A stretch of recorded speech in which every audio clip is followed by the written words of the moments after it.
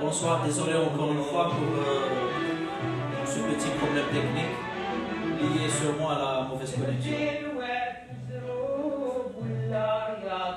Voilà, donc je pense que ça marche. J'espère que certains amis vont me dire si ça va encore bloquer. Donc on refait dès le début, c'est toujours un plaisir de refaire pour vous.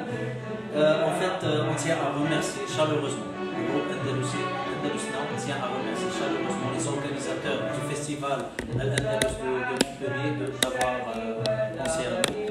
On est très content de participer à ce e-festival.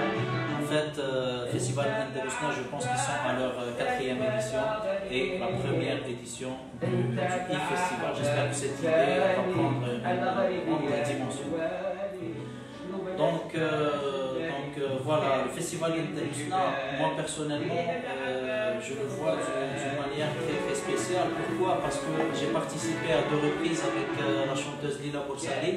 Et là, quand on était là-bas à Montpellier, on a passé des moments extraordinaires, on a assisté à des concerts extraordinaires, on a partagé de bons moments avec les amis, il y avait de la bonne ambiance, il y avait de la bonne humeur, et c'est toujours comme ça.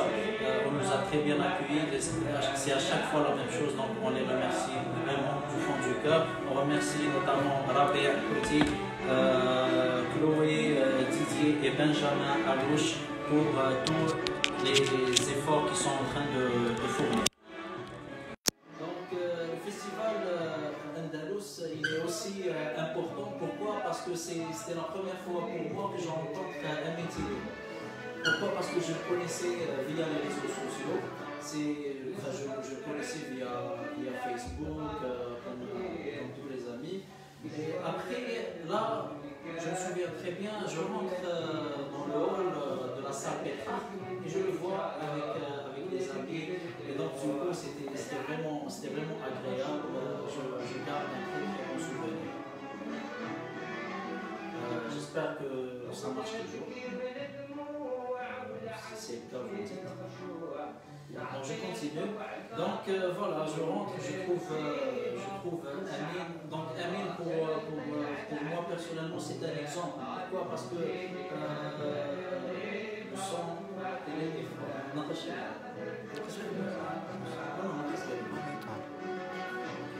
donc voilà. Amin, pour moi, c'est vraiment c'est quelqu'un, on le connaît tous, avec sa générosité, son partage, son talent aussi, sa modestie, c'est très important de le souligner. Et je dis souvent que pour nous les jeunes, c'est très important de voir des artistes comme Amin. Pourquoi? Parce que Amin, c'est quelqu'un qui donne des exemples, c'est quelqu'un qui sert d'exemple tout en étant lui-même. Genre pour nous, quand on était jeunes,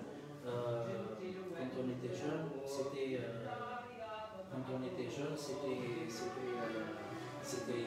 Amin, quoi. En fait, nous, on était jeunes, on préparait les concerts voilà, on invitait nos proches, on achetait des choses et tout pour réussir le concert, et c'était une grande joie. Et du coup, quand on descendait de la scène, c'était extraordinaire. On est toujours sur les nuages. Et là on voyait qu'il y avait des musiciens comme Amin qui, malgré le talent, la maîtrise, Amin il maîtrisait pratiquement tous les instruments de musique andalouse. Et ça, c'est extraordinaire. Donc on voit un artiste avec toutes ses qualités, et qui est aussi modeste. Donc là, pour un jeune, il garde en mémoire que finalement, c'est-à-dire il garde en mémoire la dimension de la modestie chez un artiste.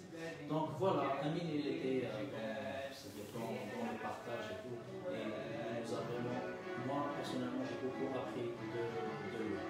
Donc, Amin, ce qu'il faut souligner aussi, c'est que Amin Tilouwa, c'est aussi un style. Amin Tilouwa, c'est aussi une âme dans la musique andalouse. Amin Tilouwa, c'est quelqu'un qui avait sa propre vision, à la fois à la fois conservatrice et à la fois cette vision allait un peu vers le progrès et vers l'ouverture. Mais ce qu'il y a bien chez Émile, c'est que c'était plus ou moins une ouverture maîtrisée.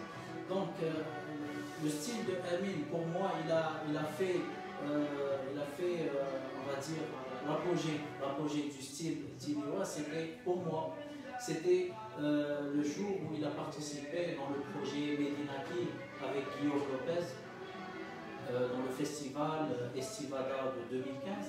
Et là, je me souviens, parce que moi, je le connaissais comme ça, c'est-à-dire je voyais son talent, je voyais les spectacles qu'il faisait, les soirées privées et tout. Et là, je découvre autre chose. Donc, je découvre que Émile Tilioua, il avait enfin, on va dire, ce courage d'oser, de faire des choses que peut-être il y en a d'autres qui, là, enfin, il a réussi là où peut-être qu'il y a d'autres qui n'ont pas réussi. Donc le festival, on va voir la participation au sein du festival Estivada. Et là, on voit, regardez l'image en fait. L'image, quand vous voyez un chanteur avec une telle dimension, tenir un instrument traditionnel qui est l'urbab, et voilà, dans un décor occidental, en plein air, comme ça, avec un public européen, qui, voilà, dans sa majorité, et on voit un mime avec un verbe décontracté qui chante Ana Ishqati fi Sultan, par exemple, le texte de Cheikh Saïd Ben Abdallah Mendassi, et qui le chante comme ça, de manière extraordinaire. On voit le son de la ville de Tlemcen qui résonne. Et là, on se dit finalement, il y a une image très forte. Et cette image, elle nous nourrit. Voilà. Donc c'est très important. Je vous laisse apprécier un petit moment de Ana Ishqati fi Sultan lors du festival Estivada 2015. Bonne écoute. Merci.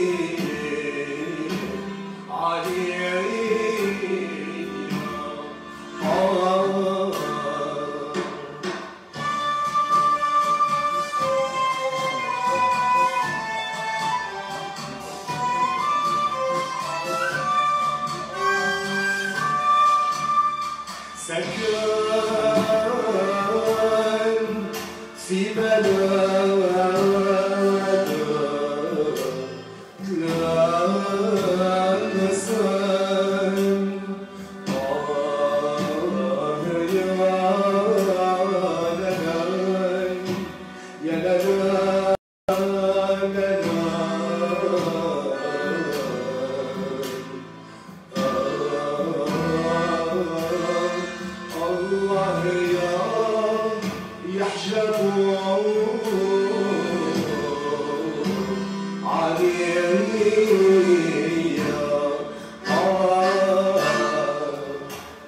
Raccolse le faville sui campi da vino, sui cavillo servio senza pagare.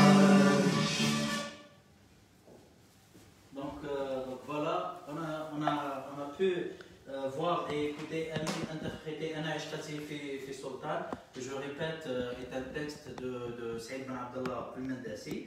Donc pour ceux qui s'intéressent aux paroles, je vais vous lire la poésie. Donc Ana Ishqati fi Sultan والسلطان يتيه عليا ساكن في بلاد تلمسان الله يحجبه عليا.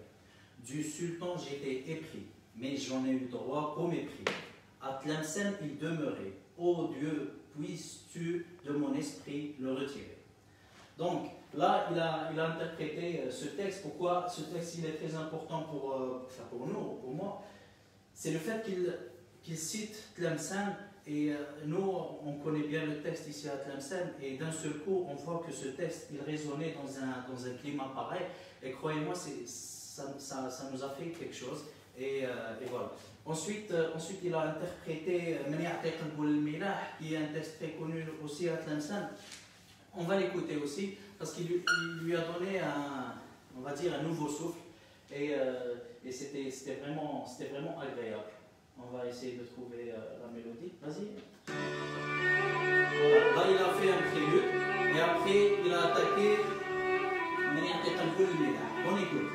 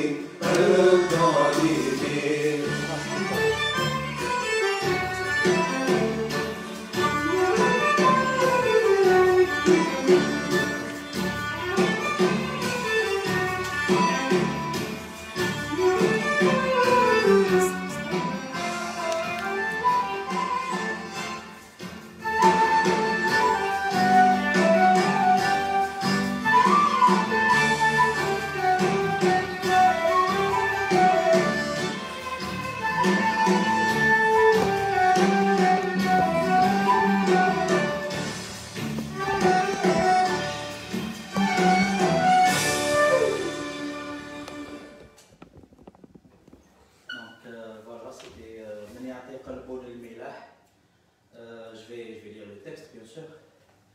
من يعطي قلبه للملاح ما ينفع سوى الصبر تسحر بعينك الوقاح وعقرب ذاك الشفر من المساء حتى للصباح وصرت ترضى بالهجر بعد السرور نكدتني وصرت تحمل باليمين علاش يا غزالي خنتاني الله يخون الخائنين علاش يا غزالي هجرتاني الله حاسب الظالمين.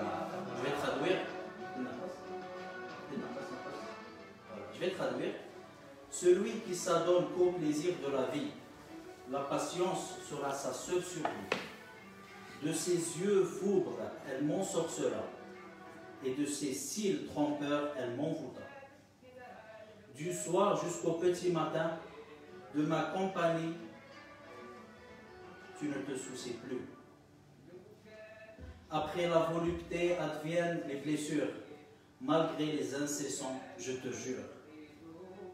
Pourquoi la trahison élue de mon cœur, Dieu punira les oppresseurs. Pourquoi l'éloignement élu de mon cœur, Dieu piégera les trompeurs. Donc voilà, c'est un texte, c'est un très très beau texte. Je tiens à remercier chaleureusement et profondément mon ami d'enfance, Rassim Berchi, de m'avoir fait la traduction de ces textes.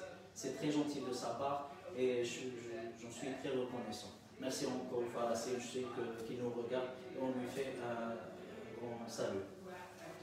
Donc voilà, en fait, tout ça, toutes ces données, c'est par rapport à des carrières comme celle de Emile Rahmo, qu'on a appris à essayer un peu de donner cet équilibre entre le traditionnel et cette image plus ou moins moderne de ce qu'on veut transmettre. Et du coup, après, on a eu l'idée de créer ce groupe, Andalusna. On l'a créé, ça fait, on va dire 6-7 mois.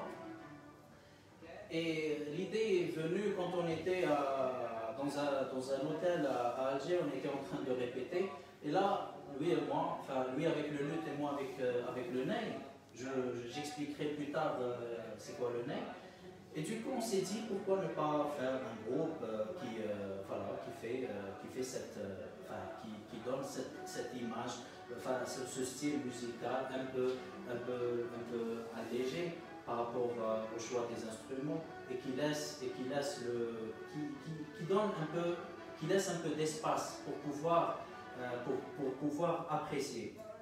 Et du coup, voilà, on a eu l'idée de créer Andalusna et toujours on a eu l'idée en tête qu'on peut dynamiser la chose en supprimant des choses.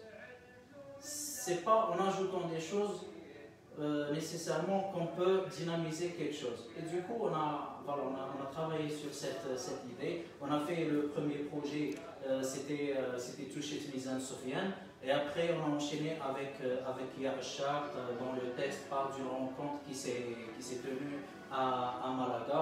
Et voilà, le clip, je pense que vous avez pu le voir sur la page d'Andalus, du festival Andalus. Voilà. Donc voilà. Donc les deux instruments fondamentaux de ce groupe Andalusna, c'est le luth, je pense que vous le connaissez, et le ney. Donc le ney c'est quoi? Je vais vous faire une petite, je vais vous montrer c'est quoi le ney. Donc voilà, c'est un instrument, c'est déjà le mot ney, c'est un mot persan qui veut dire roseau, qui veut dire roseau. C'est l'un des plus anciens instruments avant. Voilà, il fait partie de la famille des fhal, shebad, le jouar. Le jouar c'est l'instrument. Jouar, en arabe, c'est l'instrument qui mène l'orchestre. Pourquoi? Parce que le jouar, il a une petite taille et du coup le son, il a un son aigu et ça lui donne ce rôle de mener l'orchestre. Le ney est aussi une pièce maîtresse des orchestres soufis, notamment qui ont été intégrés par Jalal al-Din, entre autres par Jalal al-Din Rumi. Donc, je vais faire, pour parler un peu techniquement et brièvement de cet instrument, en fait, le ney, pour pouvoir obtenir le son, il ne suffit pas de souffler, justement. Parce que si on souffle, on n'obtiendra aucun son. Donc, il faut une position précise et une quantité d'air qui ne doit pas dépasser la mesure volume. Je m'explique. Si je fais comme ça, j'ai la position et la quantité d'air. Si je fais comme ça, même si je dose en matière d'air, je ne peux rien obtenir. La particularité du ney, c'est que chaque tonique peut donner une quinte et l'octave. Et ça, c'est ce qui fait surtout sa particularité. Je m'explique. C'est-à-dire, si on fait, par exemple, si on fait un ré, en gardant la même position, on peut avoir. Alors, on peut avoir un ré en aigu.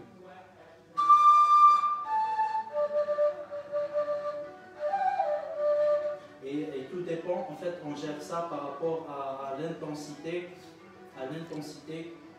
du souffle. Et bien évidemment, c'est l'un des instruments avant les plus complets voilà, parmi les instruments, c'est l'un des instruments avant les plus complets. Donc voilà, excusez-moi, je pense que j'ai trop parlé. En fait, j'espère que je n'ai rien oublié parce que j'avais plein de choses à vous raconter et à vous dire. Donc avant de terminer, je vais vous lire un texte. Je vais vous lire un texte que j'ai écrit il y a 2 ans de cela. Et voilà, je vais tout de suite le partager avec vous, si vous me le permettez. Et tu es.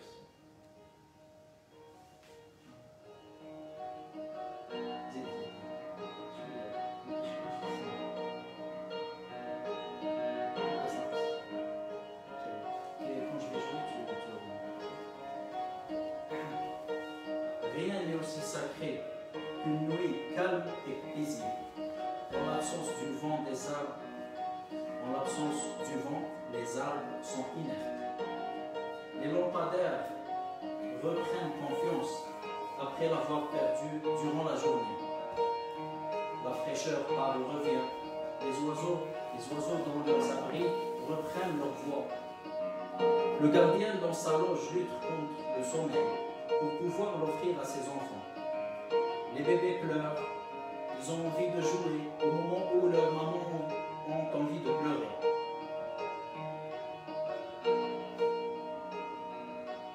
Telle est la belle image de la société changeante, où les rires et les pleurs s'éclatent au même moment, dans plusieurs endroits différents. L'espoir et la déception, la réussite et l'échec. Les toits, si solides qu'ils soient, couvrent à l'abri de tout, des attitudes, des caractères, des conflits et des joies. Demain au petit matin, ces toits restent les mêmes. Les personnes changent et s'échangent des humeurs. Cependant, l'espoir atteindra ceux qui comptaient tout laisser tomber. Le rétablissement s'offrira au cœur malade. La richesse atteindra les pauvres et les riches s'enrichisseront encore et encore. Tel est mon plus profond souhait. Je rejoindrai dans les minutes qui suivent mon sommeil dans l'espoir qu'au lever du jour, je serai plus humain qu'hier. Difficile.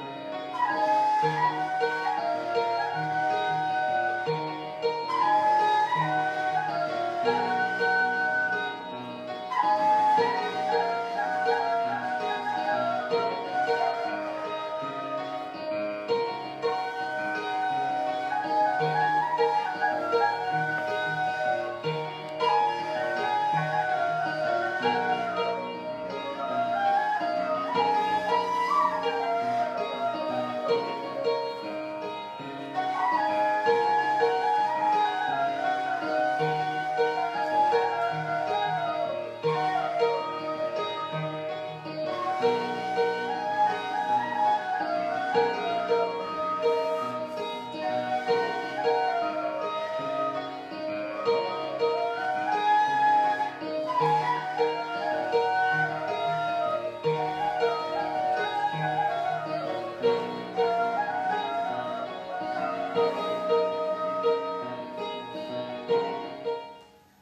c'était un istiqbal arabe. Et là on part au mot Djarka.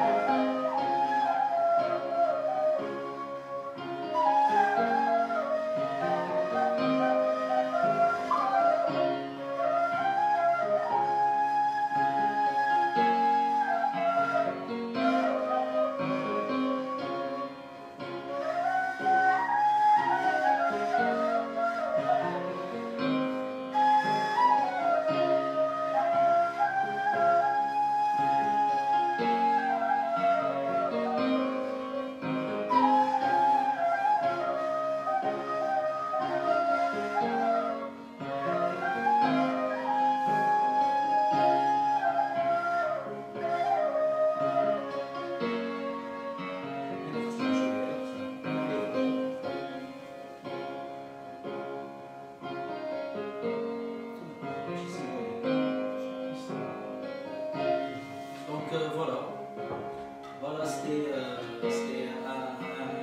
prélude, n'hésitez pas en arabe, ensuite un prélude au mode Jarka, et ensuite à la fin on a fait un petit nouvelle. J'espère qu'on a partagé un bon moment ensemble. J'espère qu'on aura d'autres occasions pour refaire ces festivals. Et voilà. Donc avant de passer le direct à Fethi qui est à Oran pour nous jouer quelques morceaux avec le luth, je tiens à remercier, à vous remercier tous. Je remercie, en fait j'ai le fameux cadeau, je l'offre à Abdelkrim qui est venu. Viens, je t'offre un petit cadeau. Là j'y vais. Allez, vite. Voilà, merci de m'avoir aidé.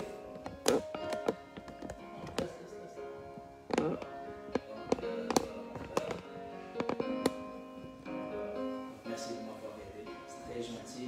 Donc voilà, Abdelkrim il a un très bon talent dans tout ce qui est électronique, digital et tout.